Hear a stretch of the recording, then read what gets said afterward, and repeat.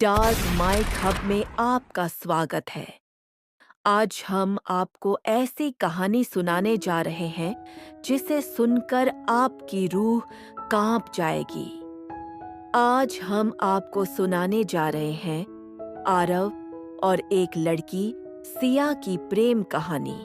दोस्तों, वीडियो शुरू करने से पहले आपसे छोटी सी विनती है कि वीडियो को लाइक और चैनल को सब्सक्राइब जरूर कर लें। बारिश की बूंदें उस शाम कुछ ज्यादा ही बेचैन थीं, जैसे आसमान भी कुछ कहना चाहता हो। रेलवे स्टेशन की पुरानी बेंच पर बैठा आरव अपनी नोटबुक में कुछ लिख रहा था। सामने घड़ी की सुई धीरे धीरे सरक रही थी और प्लेटफॉर्म पर गूंज रही थी एक अनजानी सी तन्हाई।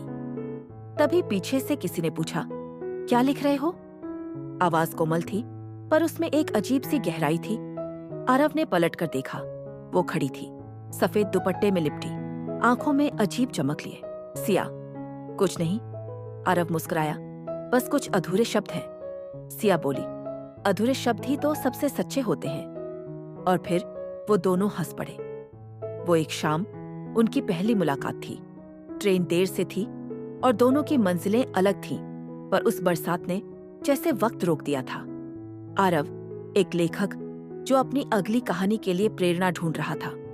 सिया, एक लड़की जो अपनी शादी से ठीक पहले शहर छोड़ने जा रही थी। दोनों की जिंदगियां एक दूसरे से बिल्कुल अलग, पर उस दिन जैसे किस्मत ने दोनों को एक ही डिब्बे में बैठा दिया। ट्रेन चली और दोनों साथ बैठे रहे। खिड़की के बाहर बारिश, अंदर हल्की सी खामोशी।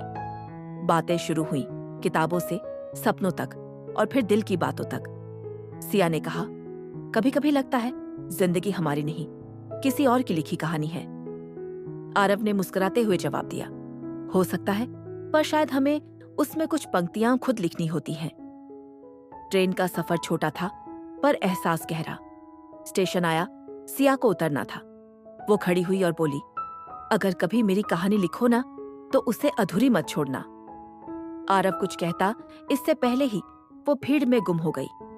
बस पीछे रह गई उसकी खुशबू और वो वाक्य जो उसने कहा था, अधूरी मत छोड़ना। दिन बीते, महीने गुजर गए। आरव अपनी कहानी में खो गया।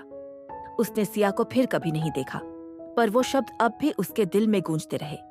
वो रोज उस कहानी को लिखता, पर हर बार आखिरी पंक्ति मिटा देता, क्योंकि उसे लगता था वो अंत नहीं जानता। फिर एक दिन डाक से एक पुराना खत आया। लिफाफे पर लिखा था, आरव के लिए, सिया। हाथ कांप गए उसके। उसने खत खोला। अंदर सिया की लिखावट थी, आरव, अगर तुम ये पढ़ रहे हो तो शायद अब मैं तुम्हारी दुनिया में नहीं हूं। जिस दिन ट्रेन में मिली थी, उसी दिन मुझे पता चला कि मेरा दिल अब किसी और के लिए नहीं धड़कता। पर अफसोस, मेरी जिंदगी ने मुझे वक्त नहीं दिया। मुझे एक ऐसी बीमारी थी जो हर दिन मेरी सांसें चुरा रही थी। मैं चाहती थी कि जब तुम मुझे याद करो तो ये मत सोचो कि मैं चली गई, बस ये सोचो कि मैं तुम्हारी हर कहानी में जिंदा हूं। और हाँ, उस अधूरी कहानी को अब पूरा कर दो, उसे हमारी कहानी बना दो। सिया। आरव घंटों उस खत को देखता रहा। आंखों से आंसू बह निकले, पर होठों पर मुस्कान थी, क्योंकि अब कहानी अधूरी नहीं रही। कई साल बाद आरव का उपन्यास, वो आखिरी खत, सबसे बड़ी बेस्ट सेलर बना। लोग रोए, मुस्कुराए और हर किसी ने कहा, ऐसी सच्ची मोहब्बत अब कहाँ मिलती है। पर किसी को यह नहीं पता था कि उस किताब के हर पन्ने के पीछे एक अधूरी सांस थी, जो अब हमेशा के लिए शब्दों में बस चुकी थी। एक शाम आरव उसी स्टेशन पर लौटा जहां पहली बार सिया से मिला था। बारिश फिर हो रही थी, वही बेंच, वही सन्नाटा। उसने जेब से सिया का खत निकाला, धीरे से मुस्कुराया और बोला, अब कहानी पूरी हो गई सिया। तभी हवा चली। खत उड़कर आसमान में जाने लगा, जैसे सिया उसे लेने आई हो। बूंदें तेज हो गईं और आरव ने आंखें बंद कर लीं। वो आखिरी मुस्कान उसके चेहरे पर थी और बेंच पर बस उसकी नोटबुक पड़ी थी, खुली हुई, जिसमें लिखा था, कहानी अब पूरी है। बारिश थम गई। घड़ी की सुई आगे बढ़ गई और स्टेशन की दीवार पर कोई आवाज गूंज रही थी, अधूरी मोहब्बतें कभी मरती नहीं।